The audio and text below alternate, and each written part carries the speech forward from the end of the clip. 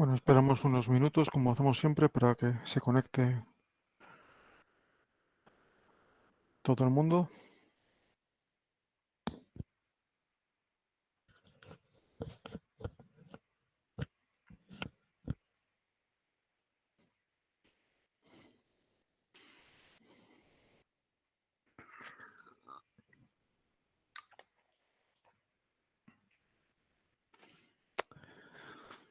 Pues nada, vamos a comenzar este tercer y último tema que tenemos en la parte teórica, aunque ya saben que no hacemos una distinción muy clara entre teoría y práctica, porque yo creo que en este bloque no merece la pena hacer esta distinción. En teoría estamos viendo cosas eminentemente prácticas y viceversa, entonces, bueno, esta parte se va a complementar. Es una pena que esté tan distanciada de la teoría de la práctica, porque la práctica correspondiente la vamos a ver dentro de unas semanas, pero aunque solo sea como a título introductorio, vamos a ver un poquito de análisis multivariante, ¿de acuerdo? De hecho, los test de autoevaluación de este segundo tema no van a estar disponibles, yo creo que es mejor así, no van a estar disponibles hasta que realicemos todos la tercera de la cuarta práctica, que va a ser la referida a este tema que vamos a introducir hoy en sus aspectos, en sus fundamentos teóricos. Yo creo que es mejor así, porque si lo activara ahora no iban a entender muchas de las preguntas que se hacen en ese test de autoevaluación. ¿De acuerdo? Hasta ahora lo que hemos estado viendo es técnicas o métodos estadísticos que nos sirven para conocer si dos variables, dos columnas, ¿verdad? Como veíamos en prácticas, están o no relacionadas. Esto tiene múltiples aplicaciones, no solo en la ecología, sino en la biología y en las ciencias en general, pero quizás desde el punto de vista de las ciencias ambientales interesa mucho más la aplicación de técnicas multivariantes o multifactoriales, que son las que vamos a ver esta mañana.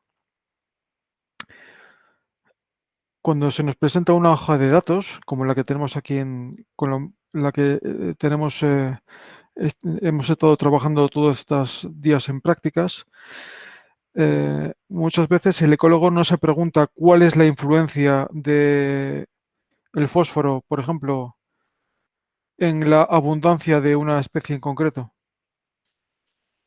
o cuál es la relación entre dos variables físico-químicas, por ejemplo, fósforo y sodio, que también se puede uno preguntar, y de hecho muchas hipótesis científicas se resuelven mediante la aplicación de técnicas univariantes como las que hemos visto hasta ahora en prácticas, pero en ecología es mucho más frecuente la hipótesis siguiente.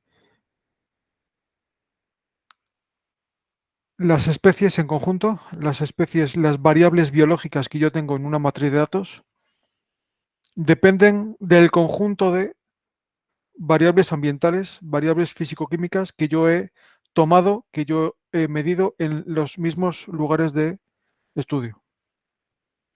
Yo tengo en la matriz de datos global una parte izquierda, ¿verdad? Que eran las variables físico-químicas o ambientales que llamábamos.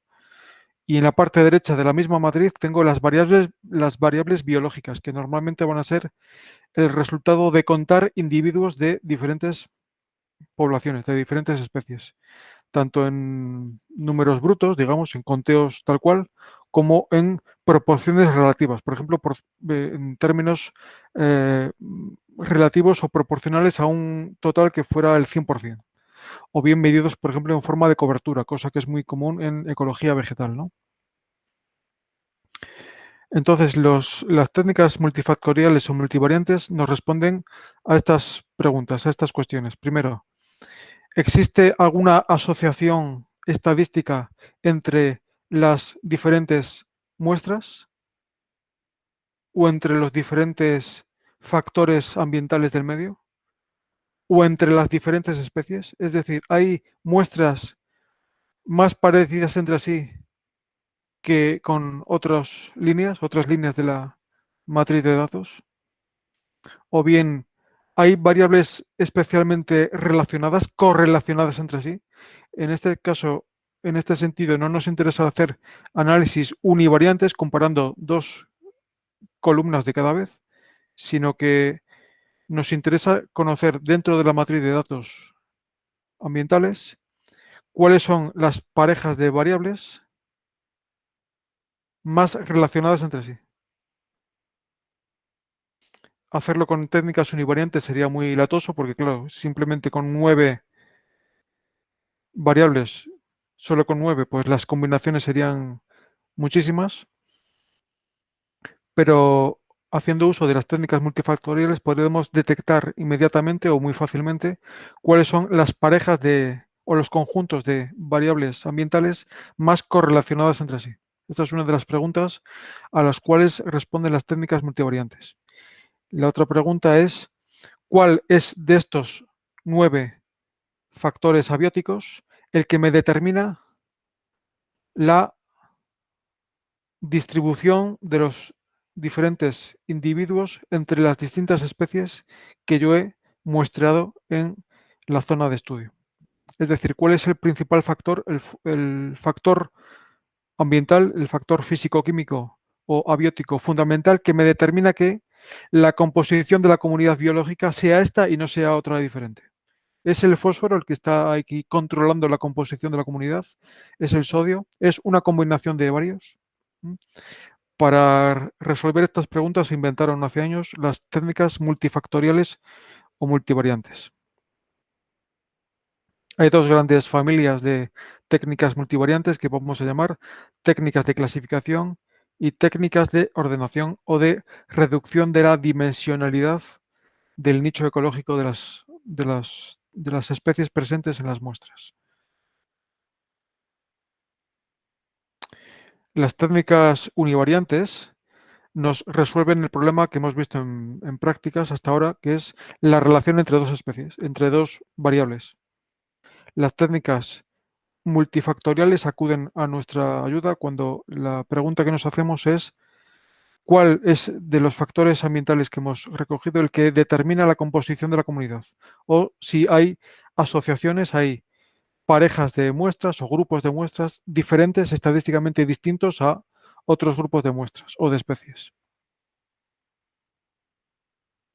El resultado de aplicar una técnica multifactorial o multivariante es un resultado gráfico. Cuando aplicábamos una técnica univariante, si se acuerdan, el resultado era un resultado numérico con dos valores, un valor que llamábamos el estadístico del test de la prueba y otro valor que era el valor de P, que nos decía, que nos daba la probabilidad de que la hipótesis nula fuera correcta, ¿verdad?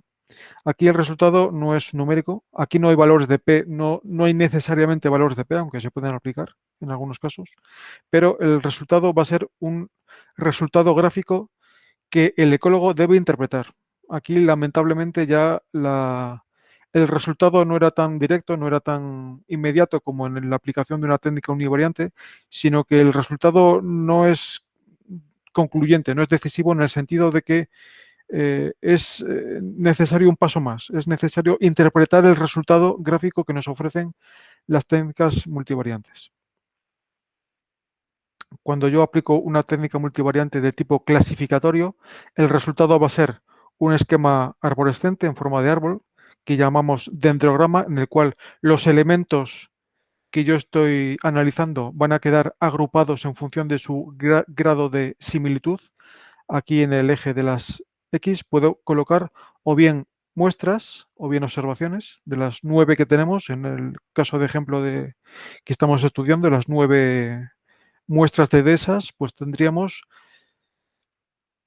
emparejadas 2 a 2 las muestras más similares entre sí en función del número de especies que comparten y en función de la abundancia más o menos similar de estas especies que comparten. Si por el contrario lo que yo utilizo como técnica multivariante es un método de ordenación o de reducción del número de dimensiones, mi resultado gráfico va a ser un gráfico como el que ven aquí en la imagen, en el cual los elementos, bien sean estos elementos muestras o bien especies, van a quedar representados en un espacio multivariante, que ahora veremos cómo se construye, en el cual la distancia entre estos elementos va a ser proporcional a su mayor o menor similitud ecológica. A partir de ahora, cuando yo hable de similitud o de distancia, no entiendan distancia geográfica en kilómetros, ni similitud morfológica o de cualquier otro tipo entre especies o entre muestras. Cuando yo hablo de distancia o de similitud, me refiero a cómo de similares son ecológicamente dos muestras. Dos muestras serán tanto más parecidas, tanto más similares, por lo tanto, con una menor distancia entre ellas, cuanto mayor sea el número de especies que comparten entre sí. Dos muestras, por ejemplo, dos muestras de dehesa, D1 y D2, serán tanto más similares cuanto mayor sea el número de especies que comparten. Por ejemplo, estas dos muestras de dos parcelas diferentes de dehesa comparten un gran número de especies. Esta especie, Agrostis capillaris, es común a ambas, ¿verdad? Más. Esta, por ejemplo, también es común a ambas, porque aparece simultáneamente en las dos muestras. Sin embargo, vemos también casos de especies que aparecen en una, pero no en la otra. Especies que aparecen en la segunda, pero no en la primera. Por lo tanto, decimos que dos elementos, en este caso dos muestras, serán tanto más similares cuanto mayor sea el número de coincidencias entre especies que presentan ambos inventarios florísticos en este caso. Si se dan cuenta, el mismo razonamiento podemos aplicarlo para hablar de similitud o distancia entre especies.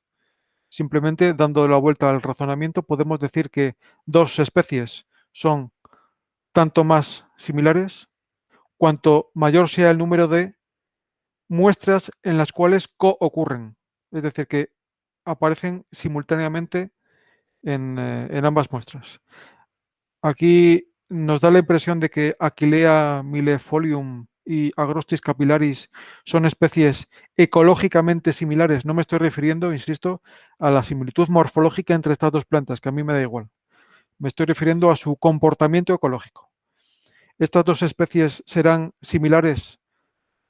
Pues no tiene ese aspecto. ¿Por qué? Porque Agrostis capillaris tiende a aparecer en muestras en las cuales Aquilea millefolium está ausente. Por lo tanto, esto nos indica que son especies ecológicamente que tienen comportamientos o hábitos ecológicos diferentes. Otro criterio de similitud o de distancia entre muestras o entre especies es la abundancia relativa que tienen en esas muestras en las cuales coinciden. Por ejemplo, siguiendo con el ejemplo, la similitud entre los elementos, las muestras D1 y D2. Aquí sabemos que son bastante similares, no solo por el hecho de que comparten las mismas especies, por ejemplo, Agrostis capillaris, sino por el hecho de que estas especies que comparten, además aparecen con abundancias similares, 1,40, 1,20. Por ejemplo, vamos a ver. Aquí, Cytisus scoparius. Está presente a la vez en las dos muestras, en D1 y D2, y además lo hace con abundancias parecidas. Habrá otros casos en los que no se produzca esta similitud, por ejemplo, comparando D3 y S1. Efectivamente comparten la especie, por ejemplo, Cayuna vulgaris, pero con abundancias bastante distintas. Aquí aparece con una abundancia de 3,6 y aquí aparece con una abundancia con una cobertura de 40. Por lo tanto, son similares por el hecho de compartir especies, la misma especie, pero no son tan similares si atendemos al criterio de la abundancia, en el sentido de que estas especies que comparten las comparten efectivamente, pero con abundancias bastante distintas. Entonces, conjugando ambos criterios, podemos calcular de alguna forma la similitud o la distancia entre los distintos elementos, tanto hablando de especies tanto hablando de especies como hablando de parejas de muestras. Las técnicas multivariantes se basan todas ellas en la teoría ecológica del nicho, que me predice que en un ecosistema maduro, si yo represento gráficamente,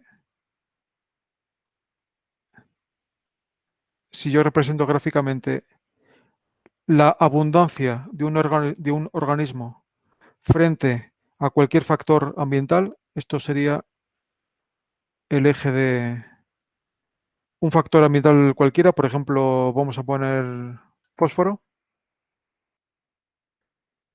y aquí vamos a poner la abundancia de una población de una planta o de un animal cualquiera. Esto sería abundancia.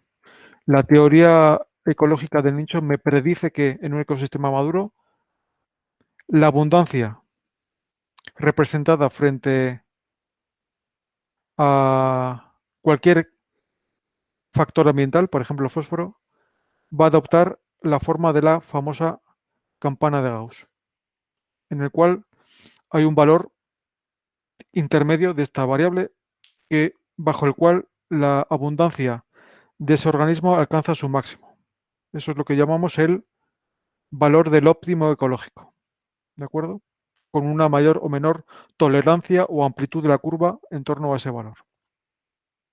Este mismo esquema lo podemos dibujar de forma alternativa con un ejemplo. Por ejemplo, vamos a poner que queremos representar a lo largo de este factor ambiental de fósforo también, para no cambiar de ejemplo, la abundancia de una población estamos investigando, por ejemplo, un río, ¿de acuerdo? Y representamos a lo largo de este factor de fósforo, esto sería bajo nivel de fósforo, esto sería el máximo de nivel de fósforo, esto es un vector. Vamos a representar a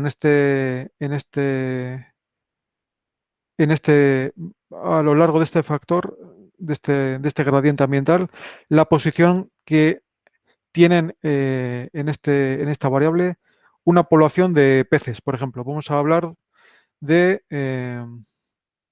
truchas. Entonces, a lo largo de este vector, la población de truchas aparece en niveles bajos de esta variable. ¿Por qué? Porque sabemos que es una especie oligotrófila, ¿verdad? Que le gusta pocos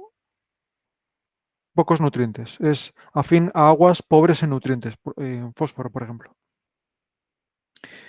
En este vector podemos representar también la posición que alcanzan los individuos de otra población de animales distinta, por ejemplo, la posición de una población de carpas.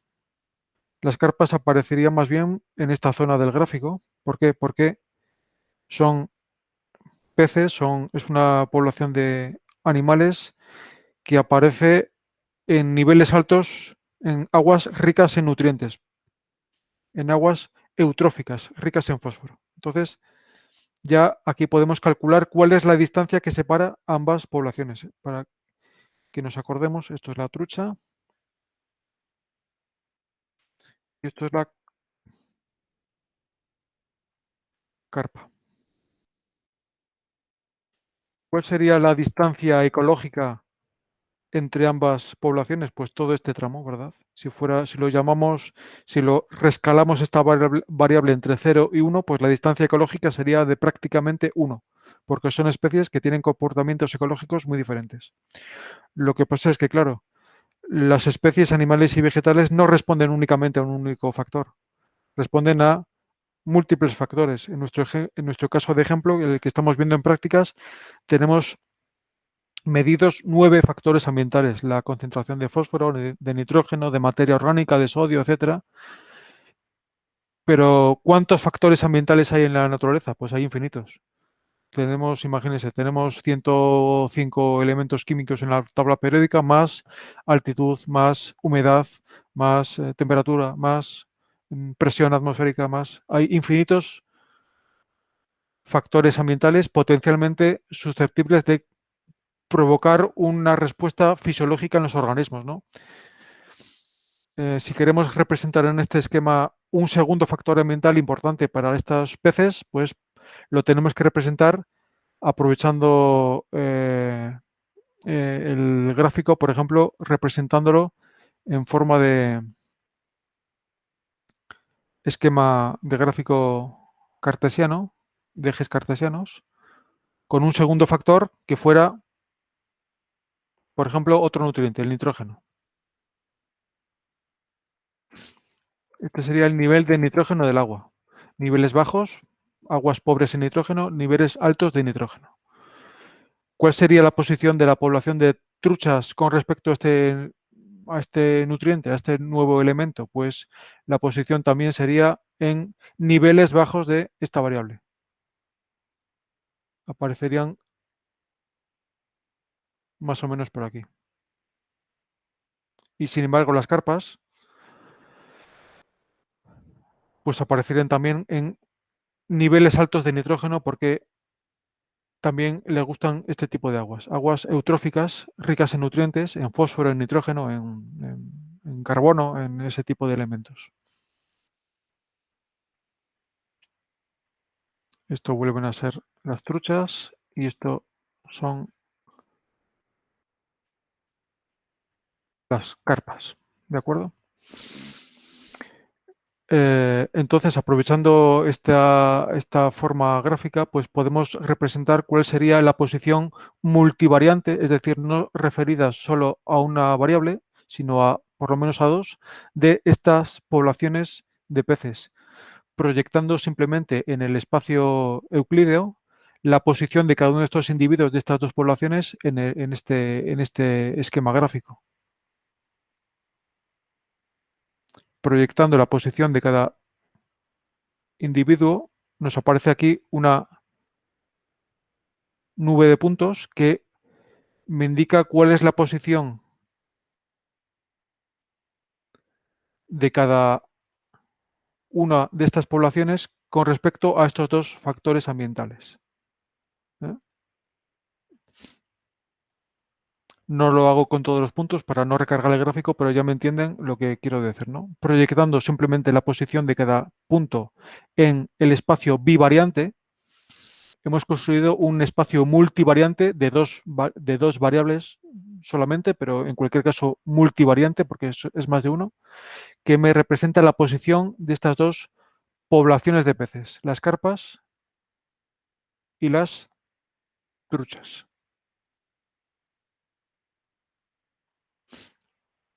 Pregunta, ¿cuál es la distancia ecológica que separa a estas dos poblaciones animales? ¿Son similares ecológicamente? ¿Tienen el mismo nicho ecológico? ¿Tienen el mismo comportamiento ecológico? Pues sabemos que no, porque su distancia es bastante alta. Esta distancia, ¿cómo podríamos medirla? Medir distancias en una única dimensión es muy fácil, porque simplemente consiste en restar el máximo del mínimo, ¿verdad? En un espacio bivariante, la distancia la podemos medir aprovechándonos de nuestro amigo Pitágoras. El teorema de Pitágoras que nos dice que esta hipotenusa es fácilmente calculable sabiendo cuál es el tamaño de los catetos, ¿verdad? Si este cateto mide 1, por usar números redondos, y este cateto mide 1, sabemos que esta hipotenusa, esta distancia mide raíz de 2, ¿no? 1,4 aproximadamente. Esta distancia que se mide aprovechando el teorema de Pitágoras se llama distancia euclídea. Es la más inmediata, la más fácil de calcular, ¿no? Porque simplemente se reduce a eh, aplicar el teorema de Pitágoras en un espacio bivariante. Esta distancia tiene la ventaja de que se puede aplicar no solo cuando hablamos de dos dimensiones, sino cuando hablamos de n dimensiones. Decíamos antes que el espacio, el nicho ecológico de cualquier población animal o vegetal no se reduce únicamente a un factor, ni siquiera a dos factores. Hay múltiples factores que están ahí actuando para explicar la ecología de las poblaciones animales y vegetales.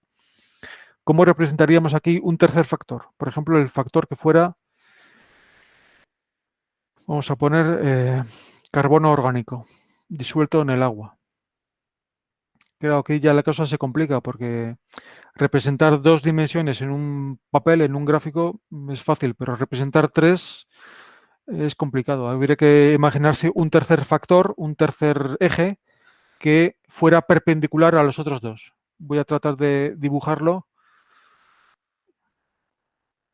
En realidad, habría que imaginarse un eje que saliera de la pantalla hacia nosotros, ¿verdad? O hacia del monitor hacia afuera. Voy a dibujarlo así un poquito en perspectiva para que me entiendan, pero esto hay que imaginárselo como si fuera un espacio de tres dimensiones, ¿vale? En el cual esto sería un nuevo factor que vamos a llamar carbono.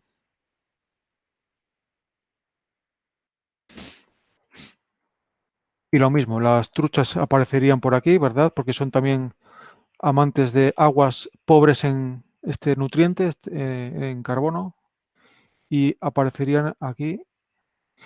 Y las carpas pues aparecerían aquí abajo.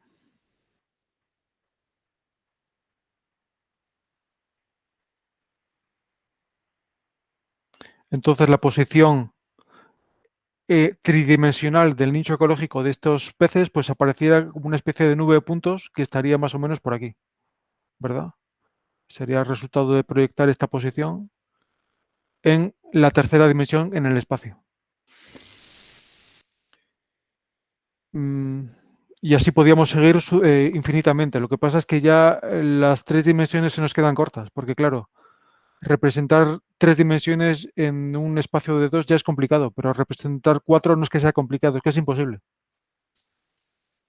Porque los seres humanos no podemos ver la cuarta dimensión, a no ser que nos tomemos alguna pastilla rara. Pero como no es el caso, tenemos que inventar alguna forma de reducir el número de dimensiones de forma que el espacio multivariante en el cual operan las especies siga siendo representativo. Y para eso acuden en nuestra ayuda las técnicas de ordenación o de reducción en el número de dimensiones que explican el nicho ecológico de las especies. Aquí, si se dan cuenta, hemos pasado de dos dimensiones originales a solo una, proyectando la posición de estas dos poblaciones de peces en este nuevo eje que hemos creado, pasamos de dos dimensiones a una. Este nuevo eje lo podemos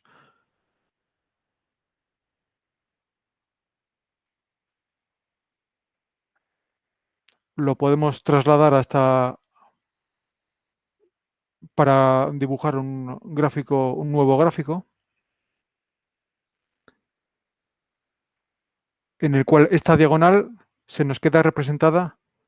Vamos a, digamos, a tumbarla en el gráfico para poder seguir trabajando con ella. Este nuevo eje, que es el resultado de combinar fósforo y nitrógeno, ¿qué sería? ¿Fósforo o nitrógeno? Pues sería una especie de combinación entre ambos. Podríamos decir que es un nuevo eje multivariante que representa un 50% de fósforo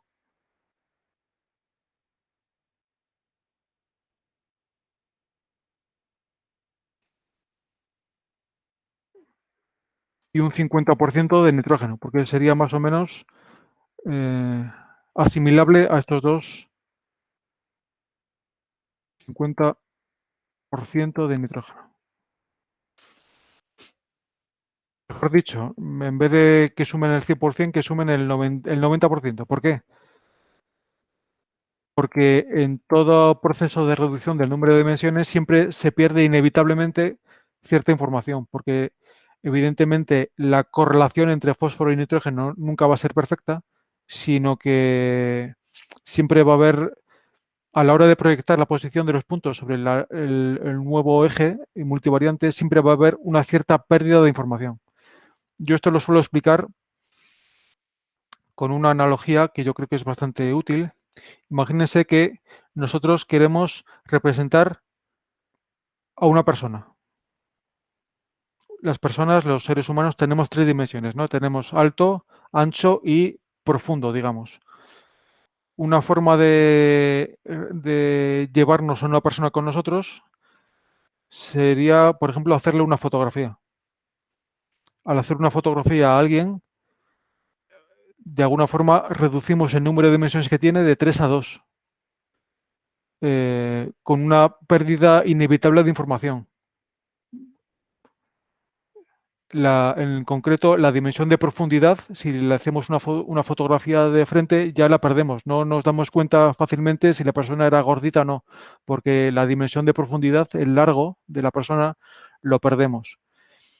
Tenemos la ventaja de que reducimos el número de dimensiones y pasamos de 3 a 2, lo cual podemos meter la foto en la cartera y llevárnosla con nosotros, pero inevitablemente hay una cierta pérdida de información. La cuestión es desde qué perspectiva, desde qué ángulo tenemos que hacer la foto para que esta pérdida de información sea mínima. Podemos hacer una foto de la persona de frente, de perfil y desde arriba o desde abajo, ¿no?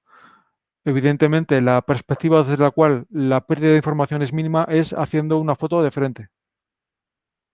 Si la hacemos de perfil, ya la persona es difícilmente reconocible. Y si la hacemos desde arriba, ya la pérdida de información es máxima en ese caso. Pues aquí se trata un poco de lo mismo. Esta nube de puntos tridimensional, que me representa el nicho ecológico de estas dos especies, ¿desde qué perspectiva la tengo yo que fotografiar, entre comillas, para que la pérdida de información sea mínima? ¿Desde el eje X? ¿Desde el eje Y? ¿Desde el eje Z? ¿Cómo tengo yo que ir plegando los ejes entre ellos para que a medida que voy pasando de 3 a 2 y de 2 a 1 dimensiones, la pérdida de información sea mínima? Nunca va a ser cero porque las técnicas multivariantes están sometidas a este error que es inevitable, pero se trata de que a medida que vamos reduciendo el número de ejes, la pérdida de datos, la pérdida de información sea lo más pequeña posible.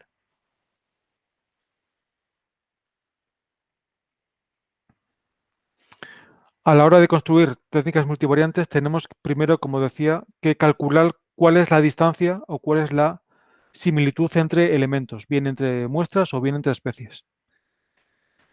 Podemos trabajar originalmente con datos en bruto, tal y como nos aparecen en la hoja de datos original, o bien podemos trabajar con datos que podríamos llamar binarios, de presencia o ausencia, es decir, omitir la abundancia real de las especies en la tabla y limitarnos simplemente a decir si están presentes o no. Es decir, donde esté presente ponemos un 1 y donde esté ausente dejamos el 0.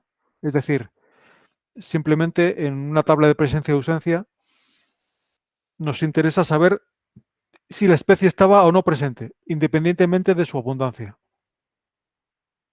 Este tipo de tablas binarias sirven también para calcular distancias entre elementos, o bien entre especies o bien entre muestras. Sea A el número de especies presentes en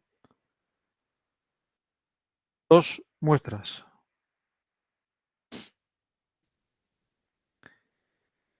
Y D el número de especies ausentes simultáneamente en esas 2 muestras. Por ejemplo, aquí, si limitamos el estudio, por ejemplo, a estas 6 especies, aquí tendríamos una doble coincidencia, ¿verdad? Y nada más. Entonces, A, en este caso, A, el número de especies presentes en estas 2 muestras sería de 1. D es el número de especies ausentes simultáneamente en las 2 muestras, que aquí sería de 1 y 2, ¿verdad? Porque esta especie está ausente, tiene ceros, a la vez en ambas muestras. Pues aquí el valor de D de Dinamarca sería de 2. Y B sería el número de especies presentes en la primera pero ausentes en la segunda. Aquí sería este caso y este caso. y este caso también. Tendríamos estas 3 especies presentes en la primera, pero ausentes en la segunda. Eso sería el valor de B. Y C sería el valor opuesto, sería el número de especies presentes en la segunda, pero ausentes en la primera, que creo que en este caso no hay ninguna, ¿verdad? Entonces, en este caso, C sería de 0. Teniendo estos 4 valores, ya podemos construir un índice de similitud muy fácil, que es el llamado índice de Jacquard, que es el resultado de dividir el número de especies presentes en ambas muestras por la suma de el número de coincidencias más el número de especies presentes solo en una de las dos de la pareja de muestras que estamos comparando. Eso sería el valor del índice de Jacquard. Si multiplicamos por 2, si hacemos, digamos, si ponderamos al alza, si hacemos más énfasis en las dobles coincidencias, pues tendríamos un índice muy similar, que es el famoso índice de Sorensen o de DICE, también llamado DICE, D-I-C-E. Lo digo así porque es el nombre que le da PAST a este índice. Hay algunos índices que tienen en cuenta para su cálculo las dobles ausencias. Como ven aquí, D, que es el número de especies que están ausentes a la vez en las dos muestras. Dense cuenta, por cierto, no sé si lo había comentado, que esto que estamos calculando para calcular o para computar la similitud entre muestras, también siguiendo el mismo razonamiento lo podemos aplicar para la similitud entre especies, simplemente transponiendo la matriz. ¿Cuál sería la similitud entre estas dos especies? Pues el número de muestras en las cuales coinciden ambas especies, que serían estas dos, por ejemplo, o estas 3. Aquí serían muestras en las cuales aparece una y no la otra, ¿verdad? Porque la abundancia de esa especie, de la primera especie en las muestras que estamos comparando es de 0. Ese sería el valor de B, por ejemplo. Es decir, no lo voy a repetir para no complicar la explicación, pero lo que explico para comparar dos muestras sirve exactamente lo mismo, dándole la vuelta al razonamiento para comparar dos especies, ¿de acuerdo? Decíamos que hay algunos índices que, como ven, tienen en cuenta el número de dobles ausencias. El hecho de considerar a dos muestras más similares entre sí por el hecho de carecer de las mismas especies ha sido bastante discutido y criticado en ecología. Y vamos a ver por qué. Ponemos, por ejemplo, que nos piden, como ecólogos expertos, hacer un inventario mundial de las especies animales presentes en los diferentes bioclimas de la Tierra. Vamos a poner, por ejemplo, desierto y el Ártico. Nos piden determinar si, como resultado de la comunidad animal que está presente en estos dos ambientes de la Tierra, tenemos que decir si estos dos ecosistemas son similares o no. Es decir, nos piden calcular la distancia ecológica entre estos dos muestras o estos dos ambientes. Y vamos muestrando distintas poblaciones animales. Por ejemplo, vamos a poner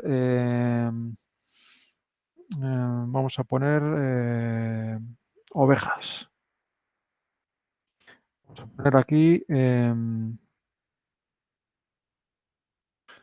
jirafas. ¿Qué más?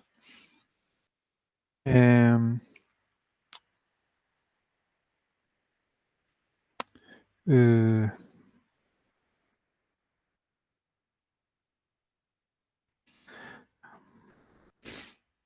mm, ¿Vale?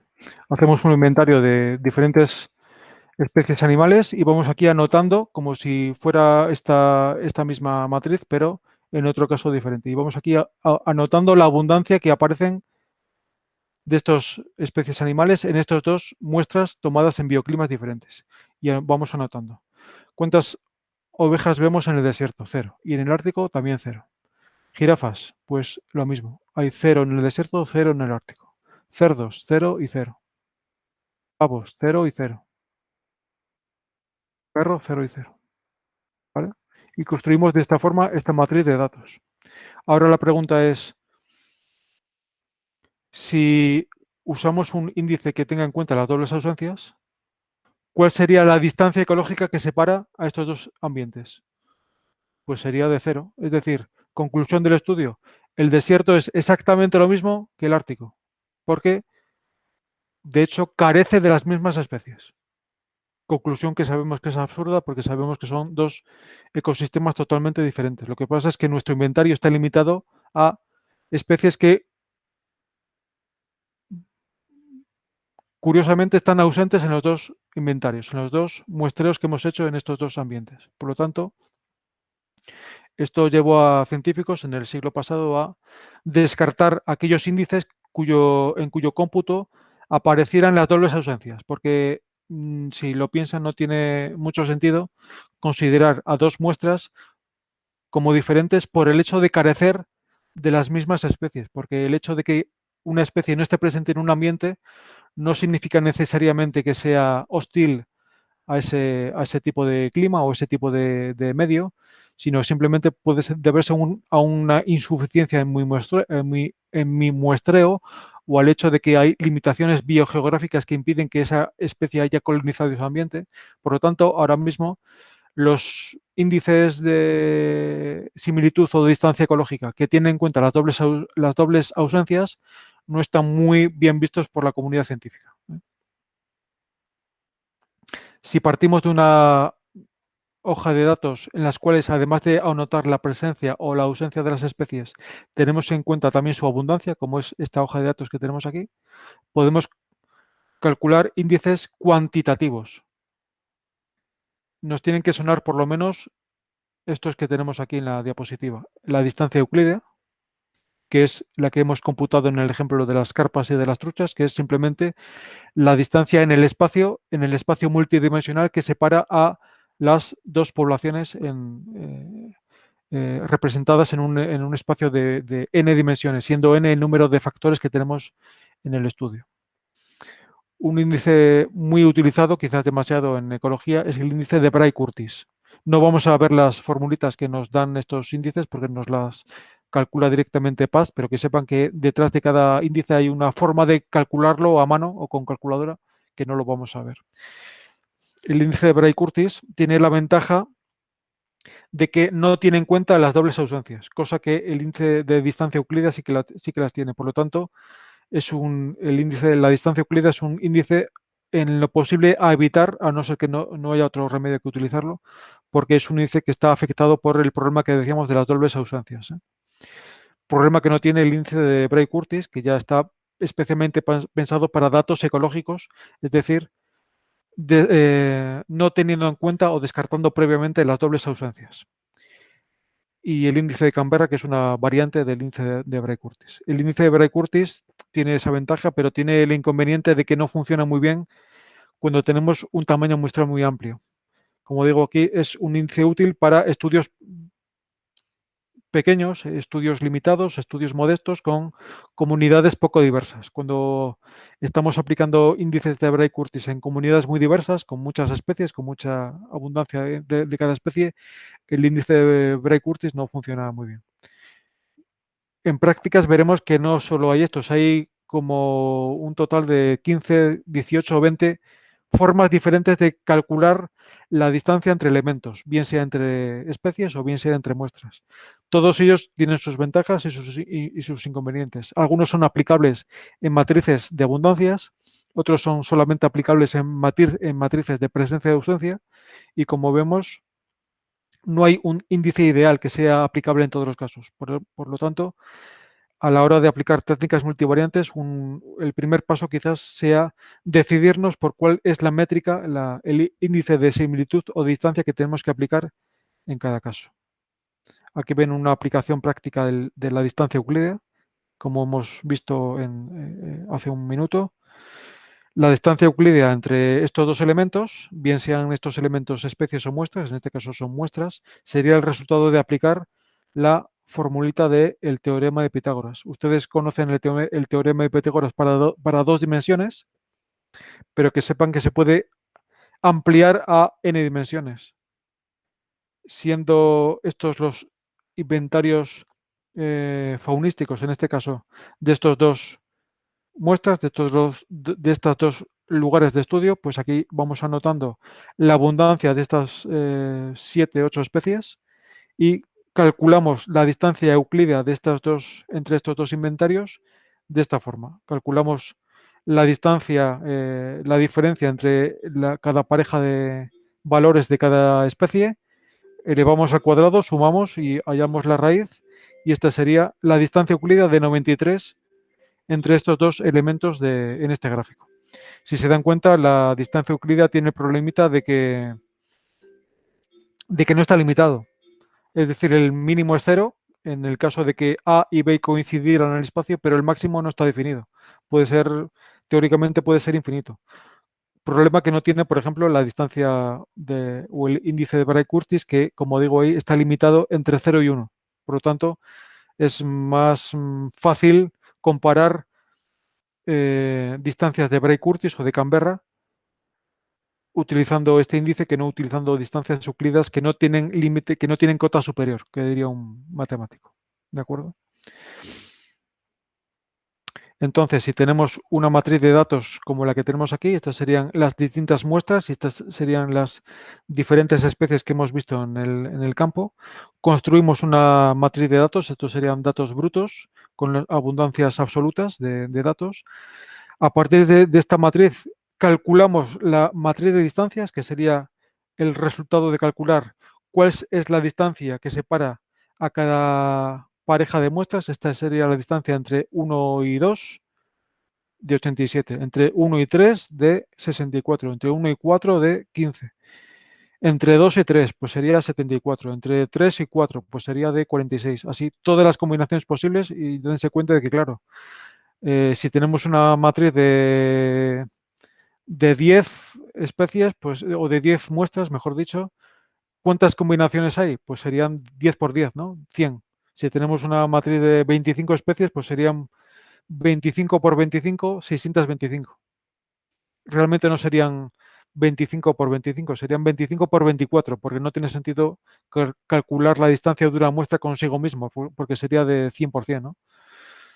Y de hecho aquí, si se dan cuenta, la diagonal principal de la matriz de distancias sería de 0, porque una muestra es exactamente igual a ella misma. No tiene sentido calcular la distancia entre cada muestra y ella misma.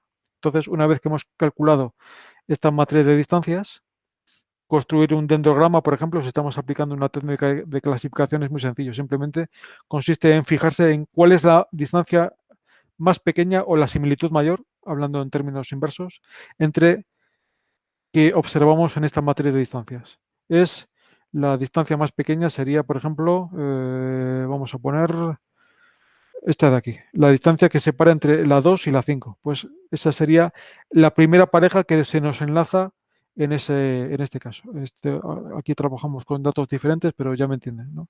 Sería localizar en esa matriz cuál es la similitud mayor, o si lo prefieren, el opuesto, la distancia menor entre dos elementos cualquiera de la matriz de similitud o de distancias. Y esta sería la primera rama que enlaza a dos elementos en este dendrograma. Posteriormente buscamos en la matriz resultante cuál sería la segunda mejor distancia, la segunda distancia más pequeña o el segundo valor de similitud más grande que vemos en la matriz. Sería, por ejemplo, el elemento M8. Entonces aparecería enlazado a los dos anteriores. Y así, sucesivamente, de forma iterativa, vamos construyendo este dendrograma que nos permite ver cuáles son los grupos de muestras más afines, más similares ecológicamente entre sí. Aquí en este dendrograma veríamos que hay dos grupos claramente diferenciados de muestras, ¿no? Las muestras M3, M4 y M5, separadas claramente de M6, M7, M8, M1 y M2. ¿Por qué? Tienen probablemente pertenecen a zonas diferentes, a ecosistemas distintos, porque tienen composiciones florísticas o faunísticas lo suficientemente diferentes como para que se distingan en este gráfico, en este dendrograma. Aquí tienen la clasificación, los distintos tipos de clasificación que podemos hacer. No lo voy a explicar porque lo veremos en prácticas. Y aquí lo único que es importante entender en este punto es que los dendrogramas resultantes que yo puedo hacer a partir de una matriz de similitud o distancia, como ven, son muy variados. No es una técnica, no es una única técnica. El resultado, el dendrograma resultante, depende, primero, como es evidente, del índice de similitud que estoy utilizando. No es lo mismo el dendrograma que resulta de aplicar el índice de Bray-Curtis que el índice de la distancia euclídea. Eso es evidente. Segundo aspecto que tengo que tener en cuenta, no es lo mismo utilizar datos brutos, datos originales, que datos transformados. Por ejemplo, no es lo mismo utilizar la matriz de datos originales en número de individuos que haberlo ya transformado previamente a tanto por ciento. El dendrograma resultante en ambos casos va a ser también distinto. Y tercero, el tipo de técnica de agrupación o de clasificación que yo voy a utilizar. Esto lo vamos a ver los distintos algoritmos matemáticos que hay a la hora de construir dendrogramas. Eso lo veremos en la tercera práctica. Aquí tienen varios ejemplos resueltos para que vean los diferentes tipos de dendrogramas que se pueden obtener a partir de los mismos datos. Y las técnicas de ordenación prefiero verlo con datos reales, ejemplificado con la matriz de datos que estamos, con la que estamos trabajando en prácticas, porque explicarlo así en el plano teórico es bastante complicado. Yo prefiero explicarlo con datos reales, con ejemplos que veamos en paz, pero simplemente les llamo la atención sobre lo que quiero que vean en estas diapositivas finales. Aquí ven el resultado de la aplicación de una técnica de ordenación, una técnica de reducción del número de dimensiones. Y aquí lo importante es darse cuenta de que estas dos formas de hacer análisis multivariante, las clasificaciones por dendrogramas y las ordenaciones por gráficos multivariantes, son complementarias. Es decir, lo normal es que no nos limitemos a aplicar una sola de estas técnicas, sino que es más útil, más didáctico aplicar varias técnicas diferentes de las cientos que hay a la misma matriz de datos, porque nos ofrecen información complementaria.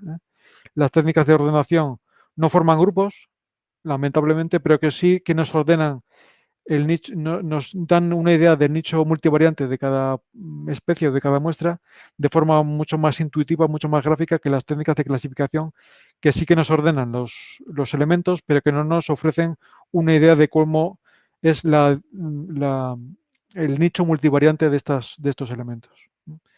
Y aquí vemos pues las principales técnicas de ordenación que existen en ecología, que las veremos con más calma, con más detalle en la tercera práctica. Simplemente para que les vaya sonando los nombres, aquí tenemos el análisis de componentes principales, el famoso análisis de correspondencias, o también llamado análisis factorial de correspondencias.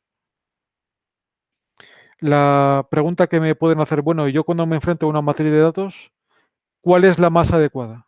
¿Cuál es de estas 3 o 4 o 5 o decenas de diferentes técnicas multivariantes es la adecuada a mis datos? Pues esto es una cosa que tenemos que decidir previamente a aplicar propiamente dicha este tipo de técnicas. Tenemos que fijarnos cuál es la naturaleza de mis datos, sobre todo en la parte derecha de la matriz, qué tipo de datos biológicos tengo. Tengo datos absolutos, tengo datos en porcentajes, tengo datos solamente expresados en forma de presencia y ausencia. ¿Cuál es la métrica de distancia más adecuada a mis datos? Tengo muchos ceros. Si tengo muchos ceros en mi matriz, tendría que pensar en descartar índices que tuvieran en cuenta las dobles ausencias, los dobles ceros. Si mi estudio es un estudio limitado en el espacio y en el tiempo, eso lo veremos en la práctica, o si es un estudio más generalista. Otra de las técnicas que veremos es el análisis de correspondencia sin tendencia. Explicaremos en su momento cuál es el efecto arco. No lo explico ahora porque como tenemos tanta distancia en tiempo entre la teoría y la práctica, pues prefiero aprovechar y verlo y repasarlo todo en conjunto cuando tengamos oportunidad de hacer la tercera práctica, y sobre todo la técnica quizás más socorrida en ecología, que es el famoso análisis de correspondencias canónicas. pero como digo, prefiero simplemente dejarlo presentado ahora en esta sesión teórica y verlo, explicarlo con más detalle ya con ejemplos prácticos aplicados con el programa PAST en la práctica correspondiente. ¿De acuerdo? Pues si no tienen ninguna pregunta, vamos a dejar de compartir esto. Si tienen alguna cuestión o alguna duda, es el momento ahora de formularla y si no, pues ya con más calma por correo electrónico o por mensajería de Moodle, como quieran. ¿De acuerdo? ¿Alguien quiere intervenir? Muy bien, pues entonces lo dejamos ya para la próxima práctica, que será después del parón este de Semana Santa. ¿De acuerdo? Pues muchas gracias.